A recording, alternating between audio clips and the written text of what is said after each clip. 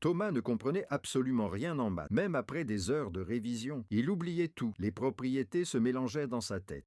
Les définitions étaient impossibles à retenir et chaque exercice ressemblait à une énigme. Alors Thomas a arrêté d'apprendre les maths comme un élève et il a commencé à les apprendre comme un créateur de manga. Chaque propriété mathématique était enfermée dans un cylindre. Mais Thomas ne les appelait pas des propriétés, il leur donnait des noms de pouvoir. Et plus les noms étaient de marquants, plus il retenait facilement les formules.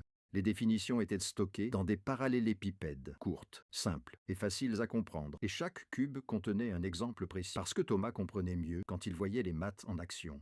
Mais les pyramides étaient les plus importantes. Elles contenaient toutes les erreurs à éviter.